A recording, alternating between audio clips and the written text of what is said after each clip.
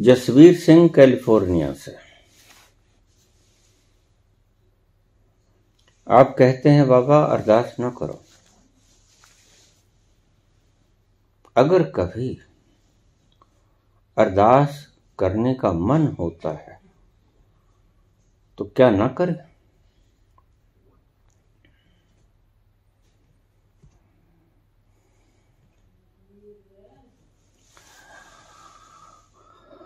अरदास नास्तिक व्यक्ति करते हैं जिन्हें ईश्वर पे भरोसा नहीं।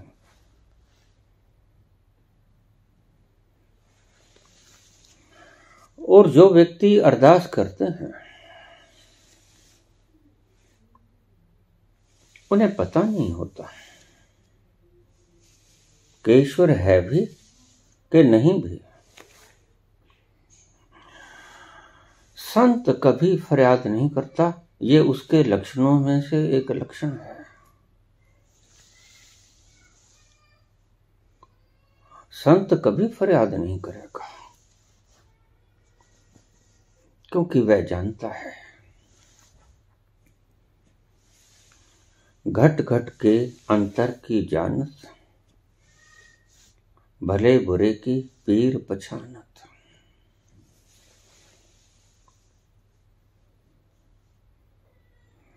पहले से ही जो जानता है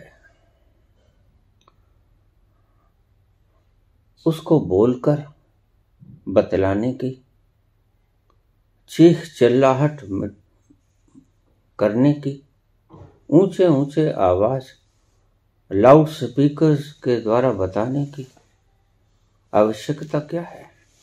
आज ऐसा ही हो रहा है।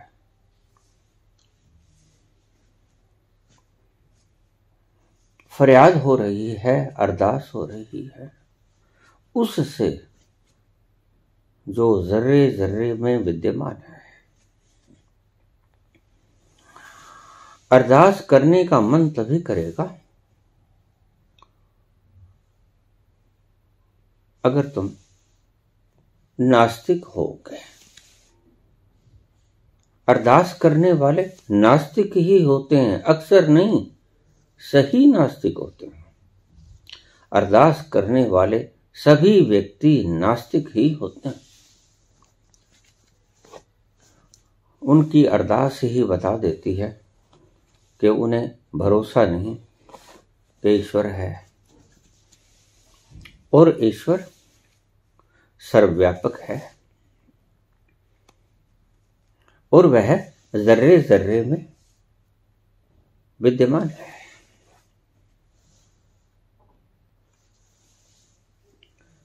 जो मंदिरों, मस्जिदों, जागरणों, सत्संगों में माइक लगा के, ऊंचे ऊंचे यूनिट लगा के जोर जोर से चिल्लाने वाले माँ माँ,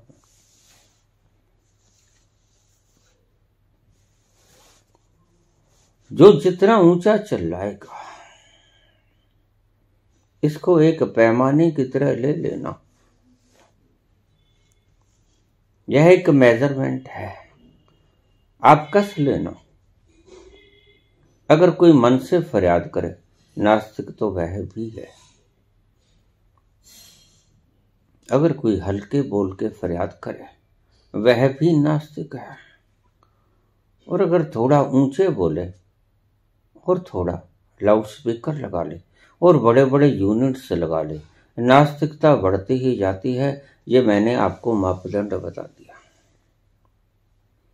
ये जागरण वाले लोग जो इतने इतने यूनिट्स लगा के रात को माँ को पुकारते हैं, उन्हें पता ही नहीं होता कौन सी जगह है वो जहां माँ है नहीं। है कोई ऐसी जगह? वह कोई विशेष तुम्हारे पर्वतों पर मिलेगी, पहाड़ा वाली है, मेरा वाली है। उसकी मेहर आपके ऊपर सदा बरस रही है। पहाड़ों में जाने की आवश्यकता नहीं।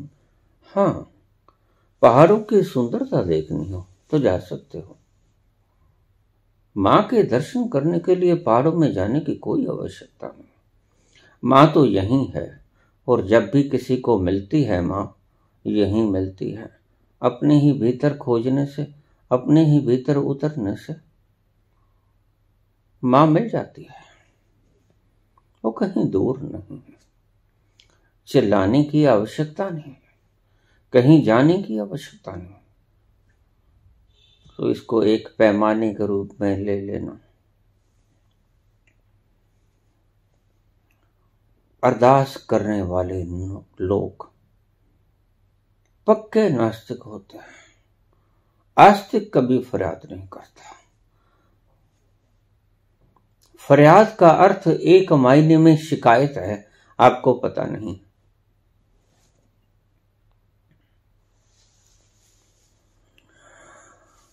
इसलिए मैंने कहा फरियाद न करो, अपनी ही अज्ञानता का परिचय दोगे। अगर पास में बैठा कोई ज्ञानी सुन लेगा, मन ही मन खिलखिलाएगा, हंसेगा तुम्हारे पांडित्य पे, तुम्हारी आस्तिकता पे, बोलेगा कुछ नहीं।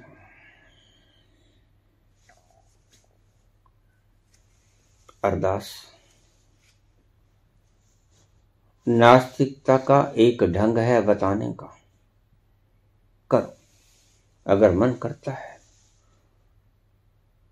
तो अरदास करो। कैसे करें अरदास?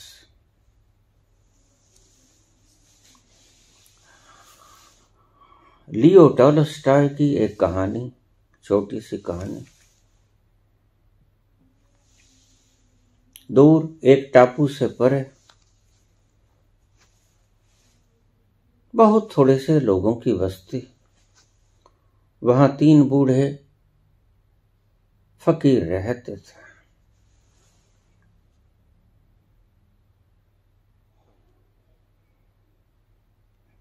वे तीनों इकट्ठे रहते हैं, खाते पीते, बत्ती आते, सो जाते हैं, इकट्ठे ही रहते हैं।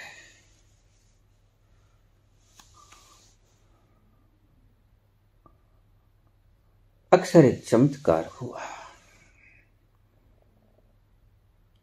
उनके पास कोई आया होगा और जो मंशा लेके आया था वो पूरी हो गई। ध्यान रखना, संत के पास जाओ तो बोल के मत बताना कि मुझे क्या तकलीफ है। वह संत ही क्या जो आपके भीतर की व्यथा को जान ही ना ले।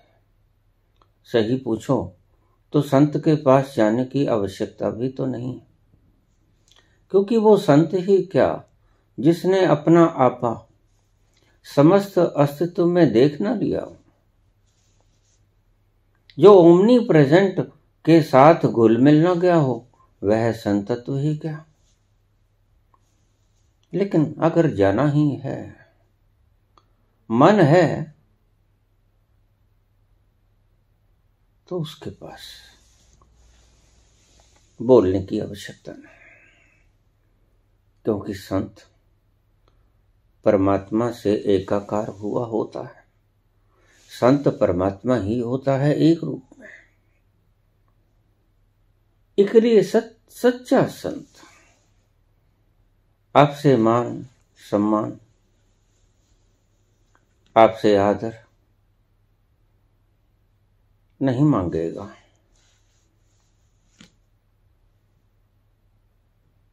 बुद्ध कभी नहीं कहते मेरे चरण छू।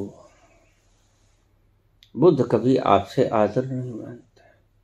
बुद्ध मात्र कहते हैं मेरी बात को सुन लो। कुछ है मेरे पास लुटाने को, कुछ मैंने पा लिया है, उसको बांटना चाहता हूं, मुझे बांटने का मौका दे दो। संत बांटता है। बस आप ग्रहण करने वाले बन जाओ। ये जो आपको बैठाने की परंपराएं हैं, नाम दे दिया, कोई क्रिया बता दी, कोई आपको किसी तरह के आसन बता दिया, किसी तरह को आपको मुद्राएं बता दी, मात्र आपको बैठाने के ढंग मात्र थे कि किसी तरह आप बैठ जाओ। लुटाएगा तो संत ही, जिसने बताया कि इस मुद्रा में बैठ जाओ। आपने मात्र बैठ जाना है। प्रेम तो लुटाएगा वह संत, बस आपको बैठाने का एक प्रायोजन मात्र था। आप बैठ गए, बाकी काम संत खुद ही कर लेगा। वह संत ही क्या, जह आपकी व्यथा को समझता नहीं। संत के आगे बोलकर दुख बताने की आवश्यकता नहीं रह जाती, वह जानता ही है। अंतर्यामी के साथ एकाकार हुआ संत सर्वत्र फैल जाता है।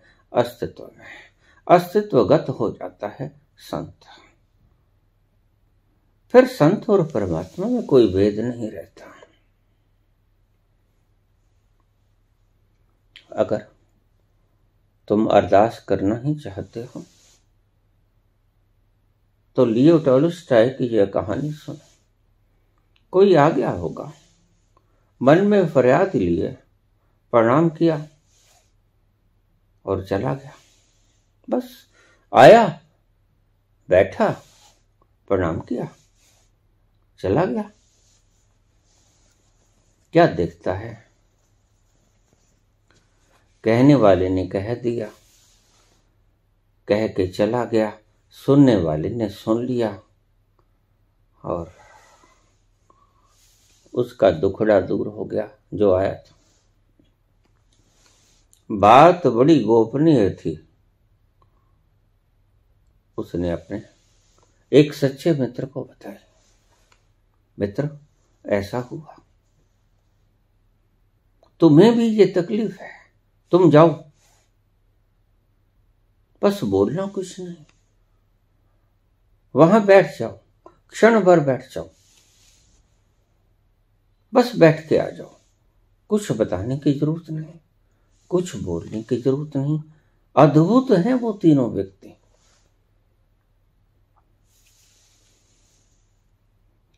तकलीफ में कौन नहीं है? दुनिया दुखों की मारी है।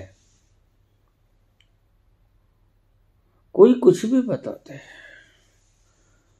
दुखी व्यक्ति वहीं चला जाएगा। ये जो झाड़ पूजन, ये जो वृक्ष पूजन, ये जो धरती का पूजन, ये सारा कुछ चला।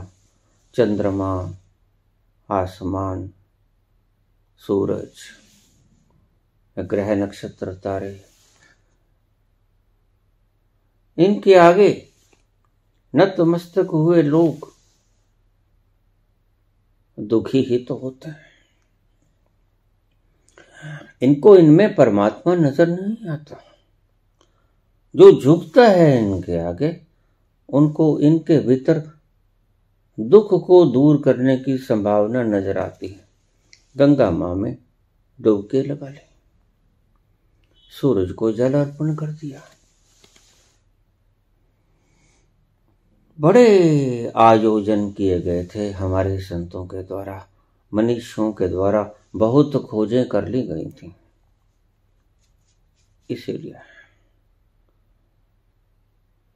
कुछ क्षेत्र चुने गए, वहां पर अगर चले जाओगे तो आपके दुख दूर हो जाएंगे। गंगा में डुबकी लगा लो, पाप धुल जाएंगे। इसका अर्थ ये नहीं था पाप धुल जाएंगे, इसका अर्थ बहुत गहरे थे।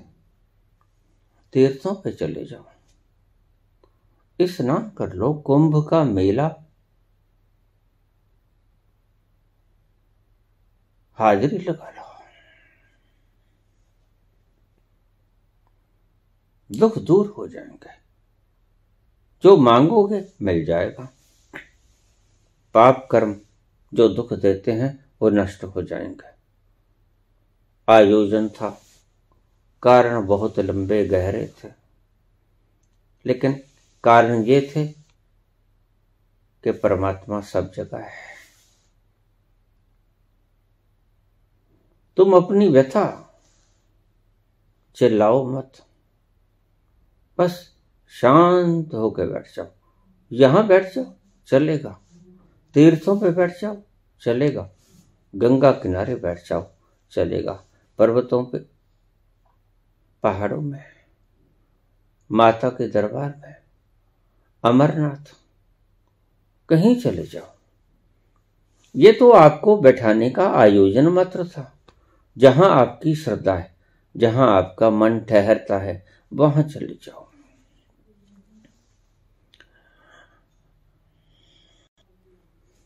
भगवान कृष्ण ने कहा, यो यो याम याम तनुम भक्तः श्रद्धार्चित मिच्छति तस्य तस्याचलाम श्रद्धाम तामेव विदधाम्यहम्। भक्त जिस जिस देवता में श्रद्धापूर्वक मुझे देखता है, मैं उसी देवता में उसकी श्रद्धा को बढ़ा देता हूं। जिस जगह तुम्हें श्रद्धा है, अमरनाथ है, अमरनाथ चले जाओ। पहाड़ों वाली मां में है, वहां चले जाओ। किसी जगह में आपकी श्रद्धा है, आयोजन किया गया था मात्र। अगर आपकी श्रद्धा घर बैठकर अपने भीतर ही उतरने में है, तो फिर यहां बैठ जाओ और सही रहेगा यहां बैठना। लेकिन वहीं बैठ जाओ, आपको बैठाने का आयोजन मात्र था। सभी गुरुओं ने आयोजन किया, ये लो नाम जपो। पीछे की प्रक्रिया आप समझ नहीं पाओगे। गुरु कहता है कि आप शिथिल होके बैठो, तो ठहरो। ठहराव लाने के लिए ये नाम आपको पकड़ाया गया।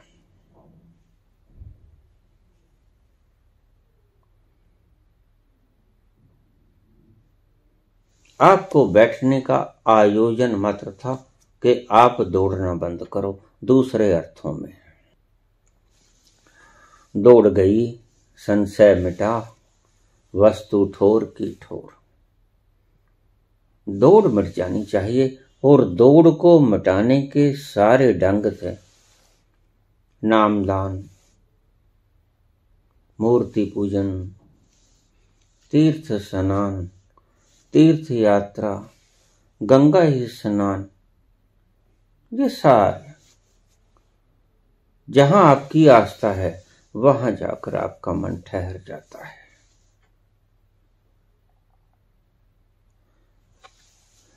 इसलिए भगवान कृष्ण ने कहा कि जो जो व्यक्ति जिस जिस देवता में श्रद्धापूर्वक नमन होता है, मैं उस देवता में उस व्यक्ति का प्रभाव और बढ़ा देता हूं, उस देवता के प्रति प्रेम और प्रगाढ़ कर देता हूं। वैसे तो शंकर हूं कि हनुमान हूं, कि माता हो कि पिता हो, कि जल हो कि अग्नि हो कि तत्व हो,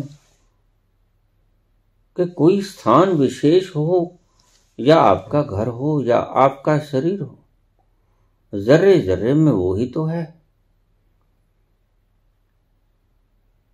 लेकिन मनुष्यों ने आपकी भांति भांति की प्रवृत्तियों को देखते हुए भांति भांति के आयोजन कर लिए थे दिशाओं के।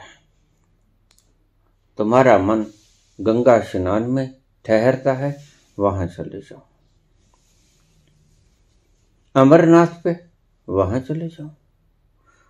हज के, वहां चले जाओ। Mecca Medina. कुरान पढ़ने में ठहरता है मन, कुरान पढ़ लो। और तुलसीदास की रामचरितमानस में आपका मन ठहरता है, वो पढ़ लो। गीता पढ़ लो, वेद पढ़ लो, उपनिषद पढ़ लो, कोई शास्त्र पढ़ लो, लेकिन उसके पीछे का रहस्य एक ही है, आपकी रुचि, आपका मन ठहरना चाहिए। और मन को जिसमें रुचि होती है वहां ठहर जाता है। और आप देखोगे जहां मन ठहर जाता है वहां आपको रस आना शुरू हो जाता है। इसलिए आपकी प्रेम का या प्रेमी के पास इतना आनंद झरता है, इतना रस झरता है। अगर परमात्मा ही प्रेमी बन जाए, मीरा की तरह, गोपियों की तरह, राधा की तरह, तो उसके पास बैठकर भी आपके मन में रस का स्रोत झरेगा।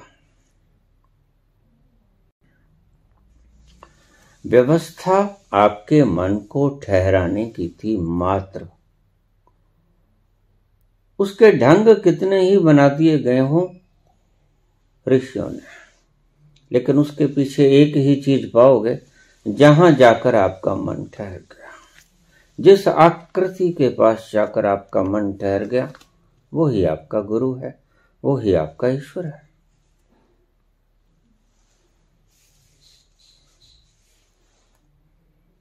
तो वह व्यक्ति उस मित्र के कहने से दुखी तो था, चला गया, जाके बैठ गया, प्रणाम किया, उठ के आ गया।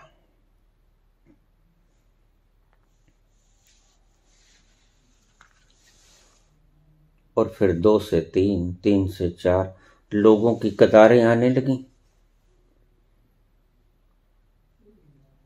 और उन वृद्ध मित्रों ने देखा कि ये क्या हो रहा है, हमने तो कोई प्रसार प्रचार भी नहीं किया, ये ऐसी जनता क्यों सामूहिक रूप में आ रही है, ये कहां से आ रही है, किसने इनको बताया? उन्होंने किसी को आशीर्वाद भी नहीं दिया था, उन्होंने किसी के आगे मुनादी भी नहीं कराई थी, उन्होंने समूह को इकट्ठे करने का कोई आयोजन भी नहीं किया था, कोई स्टेज भी ना बिठाई थी, कुछ भी ना था उन बेचारों के पास। एक झोंपड़ा था, बा मुश्किल उसमें रह पाते थे, मौज से रहते थे। इतने दुखी सभी हैं। ये जो आप आज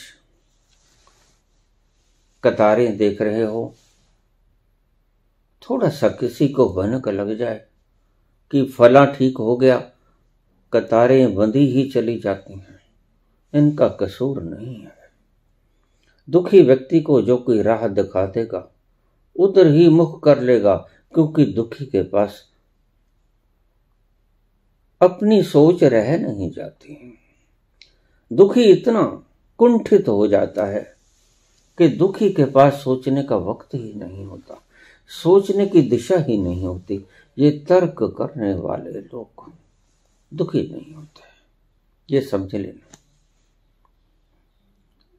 दुखी व्यक्ति तो झाड़ों के आगे भी झुक जाएगा, जंड के आगे भी झुक जाएगा,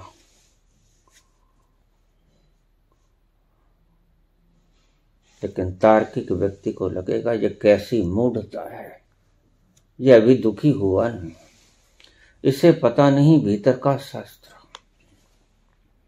ये पंडितों के पास, ये ज्योतिषाचार्यों के पास लोग कहते हैं कि दिमाग खराब हो गया है, नहीं, दुखी है। एक ही सूत्र को ध्यान में रख लेना, जो इन लोगों के पास लाखों की भीड़ एकत्रित होती है, दुखियों की भीड़ है। सुखी तो अपने घर बैठता है। जो सुख छज्जू दे चुबारे, ना बल्ख ना बुखार है, वो क्यों जाएगा इनके पास?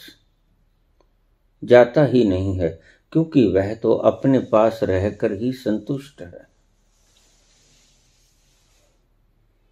आप कहीं भी जाते हो, आपका मन नहीं करता जाने का। वही जब आप सुखी हो जाते हो, आप कहां जाते हो? दुखी होते हो, दर्द होता है, डॉक्टर सूझता है। दर्द ठीक होने के बाद आपने कभी डॉक्टर के दर्शन किया? ये लंबी कतार है, ये झुंड के झुंड, ये समूह के समूह एक बात प्रमाणित करते हैं कि दुनिया इतनी दुखी है, सत्य में ही दुखी है। बुद्ध ने गलत नहीं कहा। संसार दुख है, जीवन दुख है।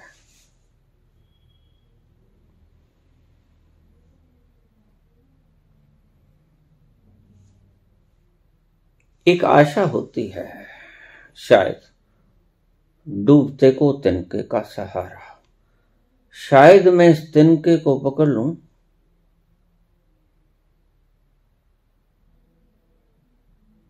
तो डूबने से बच जाऊं। बस इसी आशा के सहारे वो तिनके को भी पकड़ लेता है। ये उसके लिए तिनका भर है, लेकिन इनको भी पकड़ लेगा। कोई भी व्यक्ति बस इंगित होना चाहिए। दुखी तो सभी हैं, और देखिए सुखी तो एक ही व्यक्ति होता है, जिसने आपा जान लिया, जिसने अपने आप को जान लिया, मात्र वही सुखी है। बाकी होठों की मुस्कुराहट,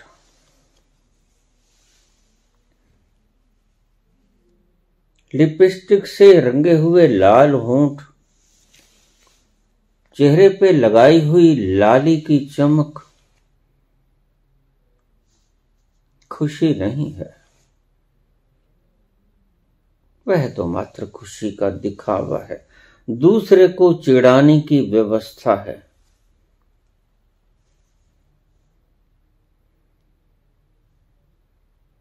सुखी तो एक ही है,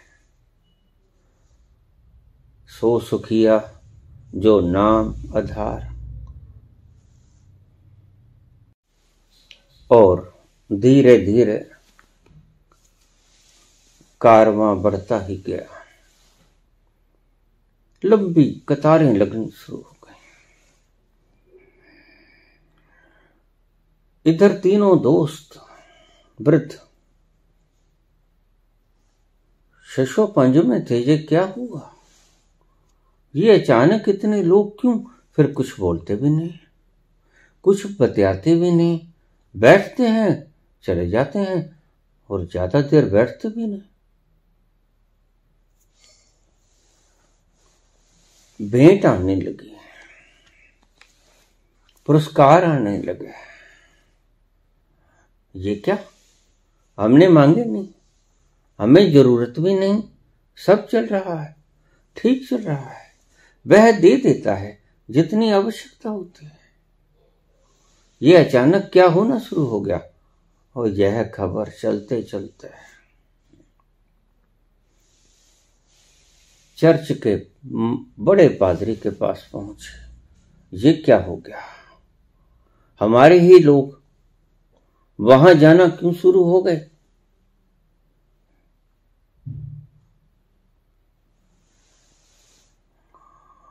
धीरे धीरे समझ आई कि 3 व्यक्ति हैं। उनके पास लोग जाते हैं, कहते हैं कि वहां दुख दूर हो जाते हैं। ये कतारें लंबी लंबी कारवां बढ़ते ही जाते हैं रोज, और वो कुछ कहते भी नहीं। और जाने वाले कुछ पूछते भी नहीं और जाने वाले कुछ बताते भी नहीं, बस बैठ जाते हैं, उठ के आ जाते हैं। कोई शोर शराबा नहीं, कोई झंझट तूफान नहीं। पादरी तो बड़ा चिंतित हुआ, संप्रदाय बड़े चिंतित होते हैं। खतरे में हो जाता है धर्म अगर इधर से उधर होना शुरू हो जाए। दुखी लोग जाते हैं, उन्हें दुख किस प्रकार का है बस ये अलग अलग होता है। कोई भूखा है, कोई प्यासा है,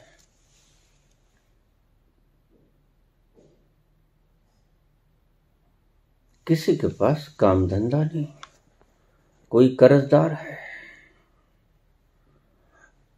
किसी को मानसिक तकलीफ है, किसी को शारीरिक तकलीफ है, कोई तुम्हारी सामाजिक उलझनों में उलझा है, कोई तुम्हारी राजकीय उलझनों से त्रस्त है।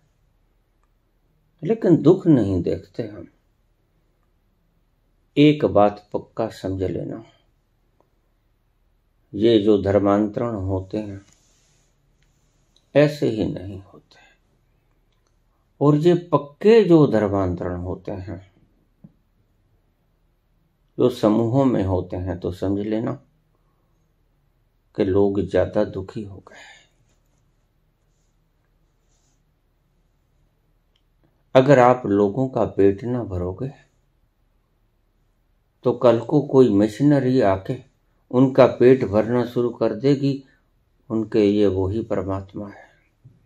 अगर आप किसी को रोजगार ना दोगे, रोजगार चाहता है व्यक्ति, खाली नठल्ला बैठना नहीं चाहता, तो वह क्या करेगा? थोड़ी देर इंतजार करेगा, टूटेगी उसकी मर्यादा, टूटेगा उसका धैर्य, वह पाला बदल लेगा।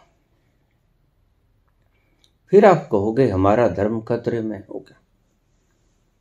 धर्म कभी खतरे में नहीं होता, आदमी खतरे में होता है।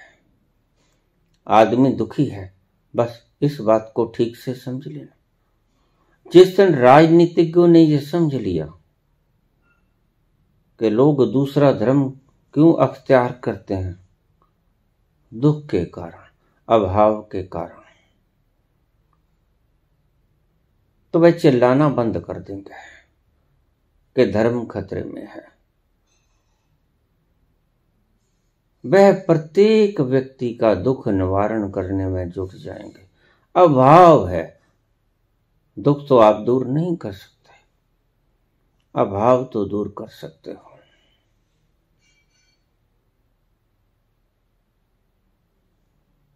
और राजा वही जीतेगा जो सच में अभाव दूर करेगा। इस बात को फिर से समझ लेना, राजा वही जीतेगा जो सच में लोगों के अभाव दूर करेगा, बातों से नहीं, कहानियों से नहीं, दूसरी तरफ ध्यान मोड़ के नहीं, सच में पेट भरेगा तो नींद आएगी, नहीं तो कहां, रात गुजरती नहीं। भूखे भजन न होए गोपाला, ये लो अपनी कंठी माला। महाधैर्यवान व्यक्ति भी भूख के आगे लड़खड़ा जाता है, कबीर जैसा नहीं होता भजन। ये ले अपनी कंठी माला। कब तक लुभाओगे बातों से, कब तक लुभाओगे लोगों को? अगर राज करना है किसी ने भी तो दुख दूर करना, दुख दूर करने का आश्वासन भर मत देना, दुख ही दूर कर देना। यही मूल मंत्र मेरा याद रख लेना। सब चाणक्य नीतियां फेल, सब विदुर नीतियां फेल इस छोटे से सूत्र के आगे। दुख को बातों से मत दूर करना, दुख को माध्यमों से दूर करना। जो दुख है उसको माध्यमों से दुख करना, दूर करना। भूखा है रोटी देना, प्यासा है पानी देना, निठल्ला है कारोबार देना, कपड़ा नहीं कपड़ा देना, मकान नहीं छत देना। ऐसा कुछ जो करेगा वही राजा होगा और दीर्घकालिक राजा होगा। अन्यथा थोड़ी देर लोग देखेंगे, फिर तख्तो ताज सब उखड़ जाते हैं। भीतरी व्यथाओं को दूर करने का प्रायोजन करे राजा, तो फिर उनको कोई उठा नहीं सकता।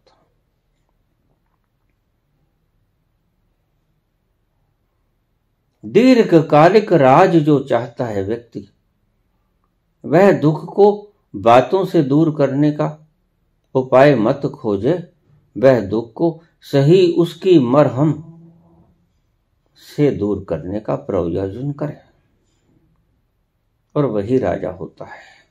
क्योंकि प्रजा तो पुत्र समान, पुत्रियां समान। प्रजा का पालक ही राजा होता है, सचमुच पालक, बातों से नहीं कामों से। दुनिया जानी शुरू हो गई। बात पहुंची पादरी के पास। पादरी ने कहा, इनको ऐसा मजा चखाऊंगा ये याद रखेंगे।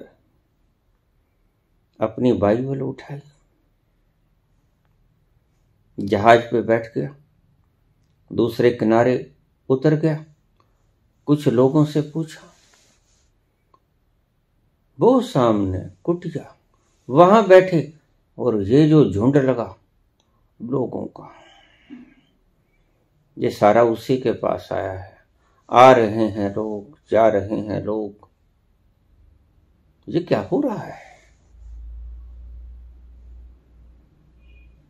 वह तो अपने साजो सामान से सिर पे स्वर्ण मुकुट लिए, हाथ में छड़ी लिए, अपने सारे क्रॉस लटकाए, सारी वेशभूषा सुंदर लग रहा था, लेकिन वस्त्रों से आत्मा तो अभी गंदी ही थी। आत्मा का मैल कौन देखता है? वस्त्रों का ही तो मैल देखता है, वो ही दिखलाई पड़ता है। हमारे पास आंखें ही वस्त्रों को देखने की हैं, मन को देखने की आंख तो हमारे पास अभी पैदा हुई नहीं।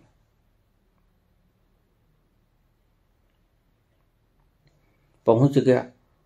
वो तीनों वृद्ध बड़े सहज थे, वो तो उसको देखकर हैरान हुए। वो तो खड़े हो गए, उन्होंने प्रणाम किया।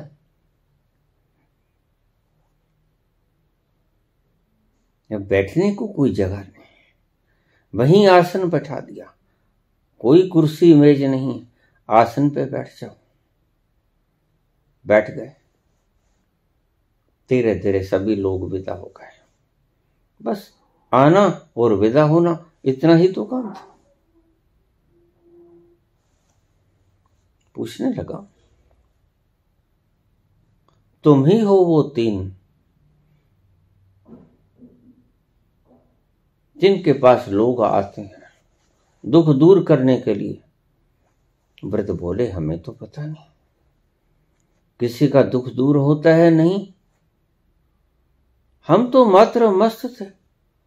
वर्ण इतने लोग कैसे आए, किसने भेजे? आपने ही भेजे होंगे।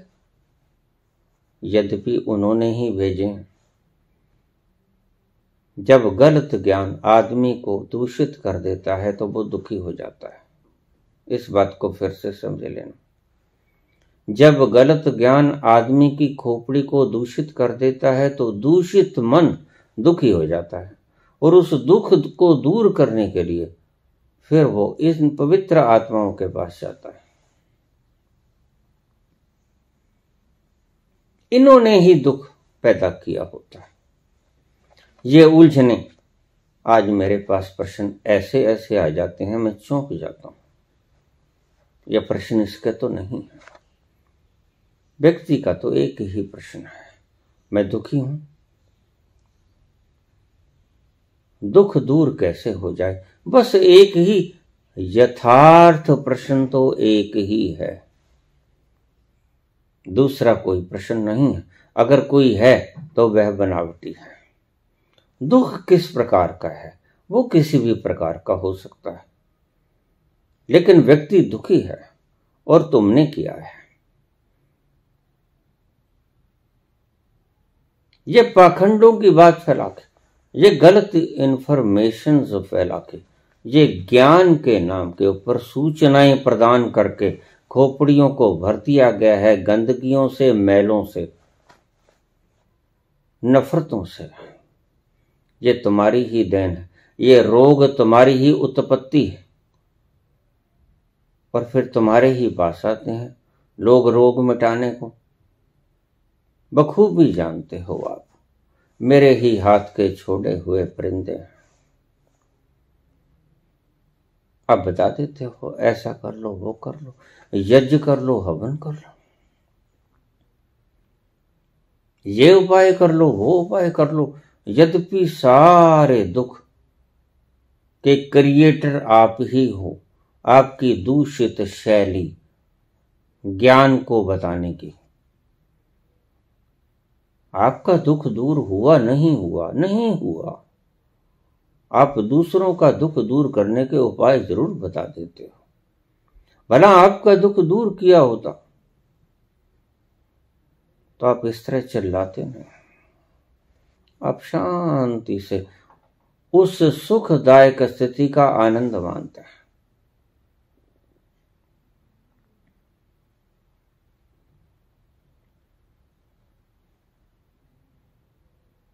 दुखी हो,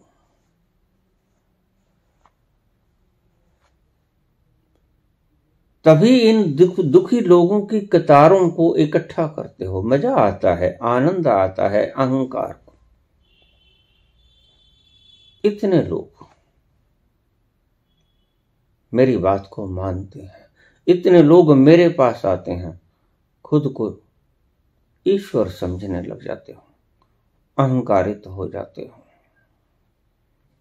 उन्होंने कहा हमें कुछ बताएं, किसने भेजे, क्यों आए, कुछ बोलते भी नहीं, कुछ बतलाते भी नहीं। आते हैं, बैठते हैं, चले जाते हैं।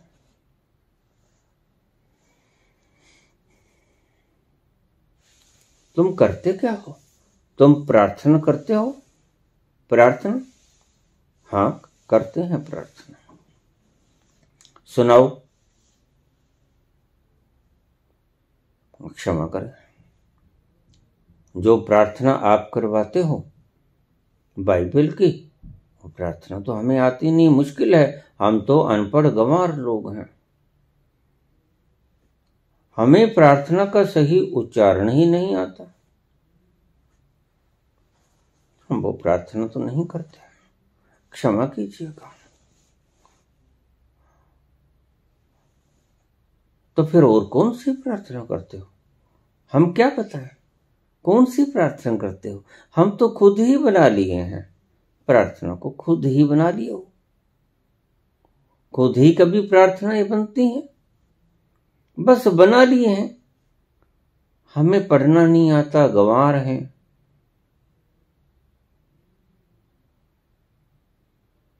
भाषा नहीं आती, इतनी कठिन भाषा, हम उसका उच्चारण नहीं कर पाते। क्या करें?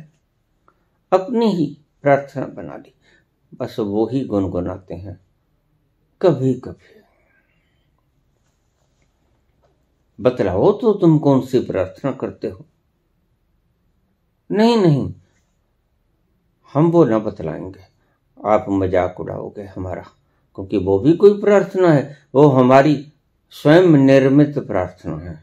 आप अपनी प्रार्थना, ठीक, मैं तुम्हें अपनी प्रार्थना बताता हूं, जो ईसा ने प्रार्थना बाइबल में लिखे, उसका आप पाठ किया करो। ठीक है, समझा दो, उसका पाठ कर लिया करेंगे। हमें पता नहीं था, हमें ठीक से समझा दो। पादरी ने सोचा बात बन गई, शिकार फंस गए। अब ये भी शास्त्रों के तोते हो जाएंगे। हमारा शास्त्र 3 व्यक्तियों के और हृदय को जीतेगा। और 3 व्यक्ति हमारी जमात में इकट्ठे हो गए, समूह बढ़ गया। ऐसे ही आप समूह इकट्ठे करते फिरते हो। ये पादरी यानी बिचौलिए, ये पंडित यानी बिचौलिए, ये ग्रंथी यानी बिचौलिए, ये काजी यानी बिचौलिए, मौलवी बिचौलिए। पता इन्हें कुछ भी नहीं। अगर पंडित को सही में ज्ञान हो जाए, अगले दिन वो मंदिर नहीं जाएगा। ये मेरी बात को लिख लेना।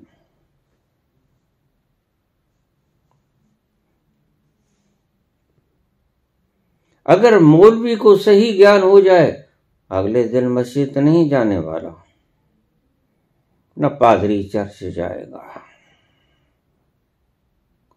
न सिख गुरुद्वारे जाएगा। गुरुद्वारा अपने भीतर ही मिल गया, जिसे बाहर खोजेगा क्यों? कस्तूरी कुंडल बसा है, मृग ढूंढे वन मां, वन में क्यों ढूंढेगा? फिर तो मंदिर भी वन है, फिर तो मस्जिद भी वन है, गुरुद्वारा भी, गिरजाघर भी, सभी वन हैं।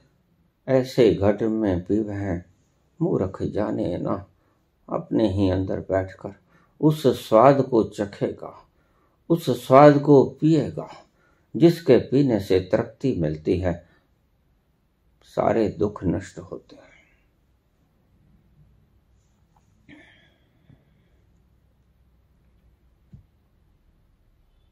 लो, मैं सिखाता हूं तुम्हें प्रार्थना कैसे होती है।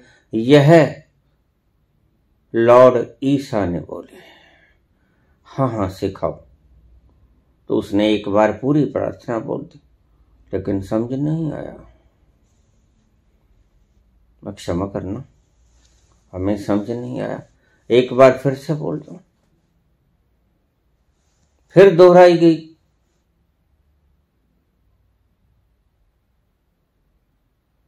फिर भी कुछ कुछ समझ आई, लेकिन बाकी नहीं आई।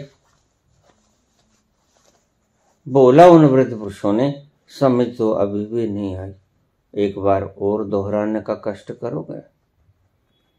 तीसरी बार फिर दोहरा दी गई, समझ फिर भी नहीं आई। कहने लगे, ठीक, तुम घर में बैठ के याद करना, मैं कल आके फिर बतलाऊंगा। ऐसे ही कुछ दिन आता रहा। उन वृद्ध मित्रों ने कहा, हाँ हाँ, हम अब याद हो गई है सारी प्रार्थना, हम ऐसे ही किया करेंगे। काम पूरा हुआ पादरी का। चलो अब चले। 3 शिकार फंसा लिए और ये आगे फंसाएंगे। क्रिश्चियनिटी बढ़ेगी, ईसाइयत बढ़ेगी। जहाज पे बैठ गया, वापस चलने लगा, लेकिन इधर किसी शब्द के ऊपर झगड़ा हो गया, भूल गए। तीनों मित्र, उन्होंने कहा ये क्या था? कोई कहता ये था, दूसरा कहता ये था, तीसरा कहता नहीं ये था। तो चलो अभी कोई ज्यादा दूर नहीं होगा, अभी तो पकड़ लेते हैं उसे, पूछ लेते हैं, अभी ज्यादा दूर नहीं गया होगा। दौड़े। वह पादरी जहाज के ऊपर बैठा खुश हुआ जाता है। क्या इतना इकट्ठ जिस व्यक्ति के पास हुआ उसको ही समझा के आ गए, अब ये सारे इकट्ठ को समझाएंगे बाइबल का महत्व।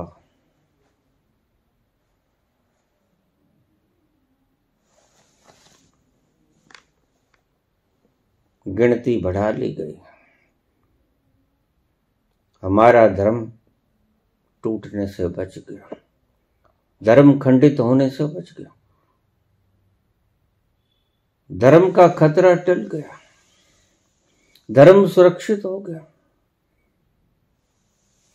धर्म सुरक्षित हाथों में चला गया।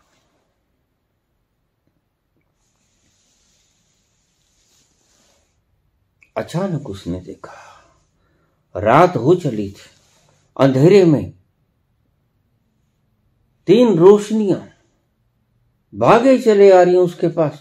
रोको रोको रोको, क्या हुआ, कौन हो? पायलट ने जहाज रोक लिया, देखा तो 3 वृद्ध मित्र।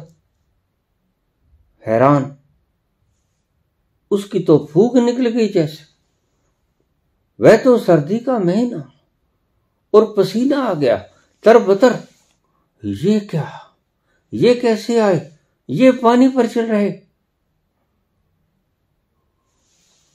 क्या हुआ?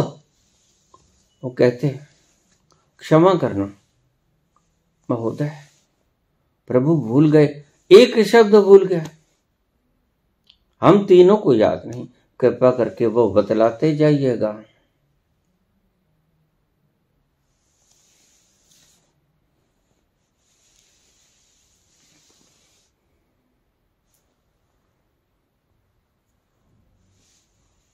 लड़खड़ाया पादरी।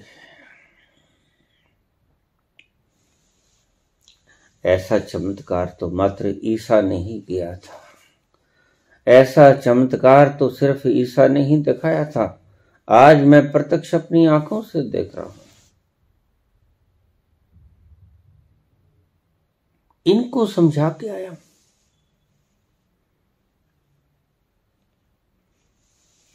उनको जहाज के अंदर बैठा लिया, जहाज ठहरा लिया गया, उनके पांव के हाथ लगाया। देखिए, आप मेरी प्रार्थना को भूल ही जाइए, आप अपनी ही प्रार्थना कीजिए जो आप करते हैं, क्योंकि मेरी प्रार्थना सुनी नहीं गई, आपकी प्रार्थना सुनी गई उसके दरबार में। सही प्रार्थना तो वही होती है जो उसके दरबार में स्वीकृत हो जाए, वही तो होती है प्रार्थना जो उसके दरबार में स्वीकृत हो जाए, मंजूरी मिल जाए उसके दरबार की।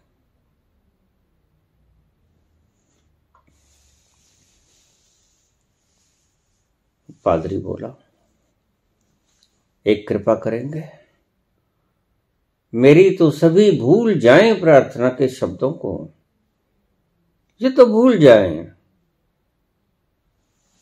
लेकिन एक बात बतलाओ, आप प्रार्थना क्या करते हो? मेरे आने से पहले आप प्रार्थना किया क्या करते थे? कहते हमें संकोच होता है, शर्म आती है बताते, वो तो हमारी खुद की बनाई हुई है और कोई प्रार्थना भी तो नहीं है। नहीं नहीं, मैं बहुत गंभीरता से पूछ रहा हूं, मैं प्रार्थना मैं भी करूंगा। वो प्रार्थना परमात्मा के दरबार में स्वीकृत हुई, वो मैं भी करूंगा। आप मेरी प्रार्थना को भूल जाओ, कृपा करके बतलाओ। आंखों में आंसू। हम तो सकुचाते हैं, शर्म आती है बताते हुए, वो भी क्या प्रार्थना है, हमारी खुद की ही बनाई हुई है। बताओ, मैं भी करूंगा वैसे ही प्रार्थना। हम तो ये करते थे। ईसाइयत में एक शब्द आता है, Holi Trinity, Trinity, Holi Trinity, भगवान के 3 रूप, ट्रिनिटी। जैसे हमारे भी भगवान के 3 रूप माने गए, जन्म, पालक, मारक, ब्रह्मा, विष्णु, महेश। ऐसे ही ट्रिनिटी, होली ट्रिनिटी, ये क्रिश्चियन के भीतर एक मान्यता है। तीन को ही वो मानते हैं। तो हम तो ये कहते थे, हे प्रभु आप भी तीन, हम भी तीन, 1 2 3, आप भी तीन, हम भी तीन, हमारे पे कृपा कर दो। वह तो बड़ा हतप्रभु हुआ। ये भी कोई प्रार्थना हुई? तुम भी तीन, हम भी तीन, कृपा कर दो। ये तो कोई प्रार्थना न हुई, ये तो बाइबल के भीतर लिखी नहीं गई, लेकिन स्वीकृत हो गई। अक्सर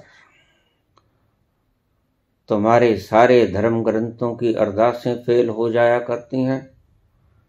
सहज मानव के हृदय से निकली हुई पुकार स्वीकृत हो जाया करती है। तुम भी तीन, हम भी तीन, हमारे ऊपर कृपा कर दो, रहमत बरसा दो, ब्लेस अस विद बून, आशीर्वाद दे दो, कृपा कर दो हमारे ऊपर। तुम भी तीन, हम भी तीन।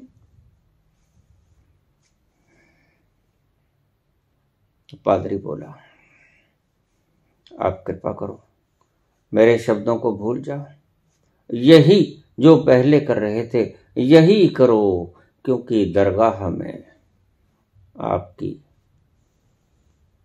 प्रार्थना स्वीकृत हो गई है, हमारी प्रार्थना स्वीकृत नहीं हुई। लाखों लोग आते हैं हमारे पास, किसी की प्रार्थना स्वीकृत नहीं होती, तुम्हारी प्रार्थना स्वीकृत हो गई। मैं तुम्हें प्रणाम करता हूँ।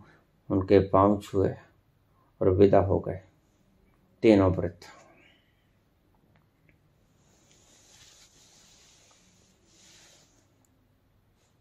लियो टॉलस्टॉय की यह प्रसिद्ध कहानी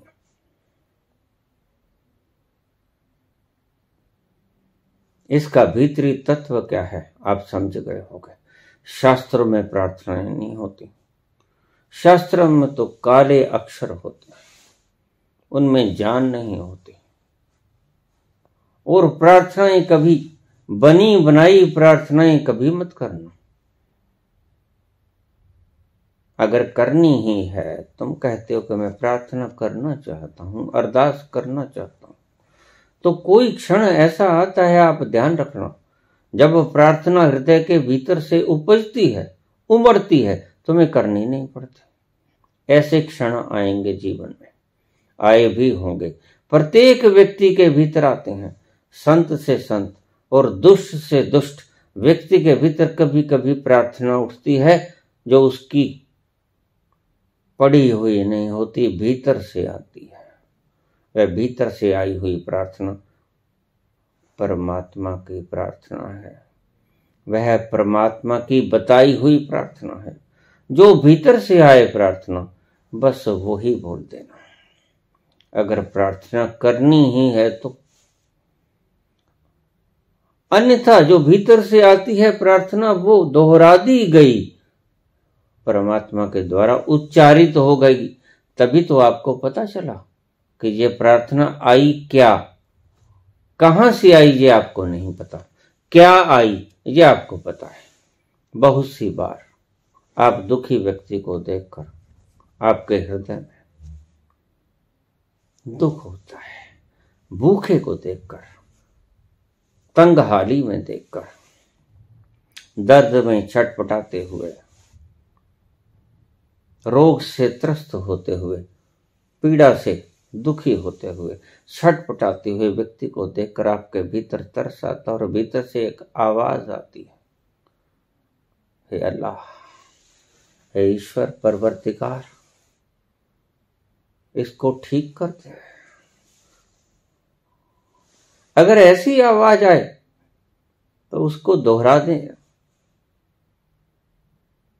वैसे तो दोहरा ही दी गई है, वो ठीक हो ही जाएगा, तुम देख लेना। यह परमात्मा की आवाज है, जो भीतर से उठी हुई अरदास, सही अरदास वो है, गट गट के अंतर की जानत, भले बुरे की पीर पछानत। उसने सुन ली पीर और उसने कृपा कर दी, और भीतर से आवाज आएगी, हे प्रभु इसका दुख हरण कर दो, दुख हरण हो जाएगा। आप देखना आपकी जिंदगी में ऐसे चमत्कार अवश्य घटित हुए होंगे, नहीं हुए होंगे तो हो जाएंगे। कभी ना कभी अवश्य ही परमात्मा सबको यह मौका देता है। तुम्हें पता नहीं चलता, बात अलग है। किसी को देखकर, छटपटाते को देखकर दुखी से दुखी व्यक्ति का हृदय द्रवित हो जाता है, और तब भीतर से एक अज्ञात पुकार उठती है। उसमें शब्द नहीं होते, उससे भावना होती है, इसका दुख हर लो भगवान। और परमात्मा की आवाज होती है, खोपड़ी की आवाज नहीं होती। खोपड़ी से अरदास करना भी मत। अगर अरदास करने का मन ही है तो बस ऐसे वक्त में जब भीतर से परमात्मा प्रार्थना को गुनगुनाए, आप उसके साथ हारमोनी साध लेना, आप उसके साथ सामंजस्य बैठा लेना, आप उसके साथ संगीत एकाकार कर लेना, वाद्य यंत्रों को भिड़ा लेना, जैसा वो बोले वैसा ही गाते रहना। तुमने क्या समझा कि नानक जब गाए खुद गाए? भीतर से परमात्मा गाया, नानक खुद कभी नहीं गाए। नानक के भीतर से वह विराट गाया जब भी गाया। इसलिए तो इतनी खूबसूरती है इनके शब्दों में। संत के शब्दों में इतनी खूबसूरती होने का सिर्फ एकमात्र ही कारण होता है, वो होता है कि वह खुद नहीं गाता, वह खुद नहीं बोलता, परमात्मा ही बोलता है, परमात्मा ही गाता है। इसीलिए इतनी खूबसूरत ऋचाएं होती हैं, इसलिए इतनी खूबसूरत छंद का मिलान होता है। भीतर से परमात्मा ही गाता है, भीतर से परमात्मा ही बोलता है। ये खूबसूरती का राज है और एक पहचान भी है।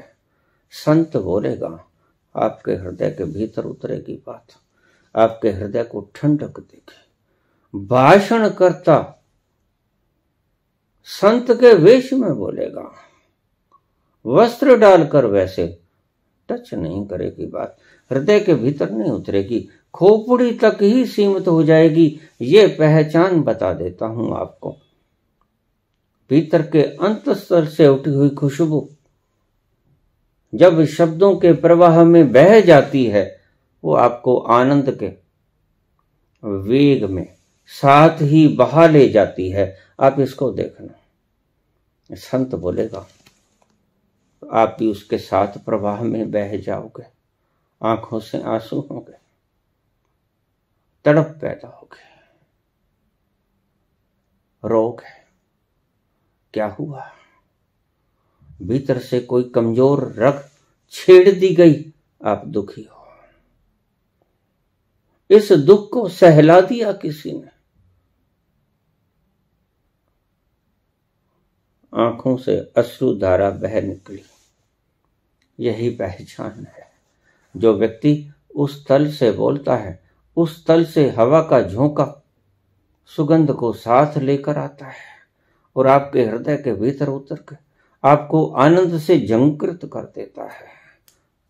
अरदास करनी है तो भीतर से आई हुई अरदास के साथ मिलान कर लेना, मिलन कर लेना, सामंजस्य साध लेना, हारमोनी जता लेना, उसके राग के साथ राग मिला लेना, वो होगी सही अरदास। आपके शास्त्रों और शब्दों में लिखी हुई अरदासों को छोड़ देना, आप धन्य हो जाओगे। एक दिन आएगा जिस दिन परमात्मा आपके भी भीतर उतर जाएगा। अभी तो दूसरों के कारण आपके भीतर खुशबू जाती थी, फिर आपके खुद के भीतर ही खुशबू जन्मनी शुरू हो जाएगी और आप धन्यभागी हो जाओगे। धन्यवाद।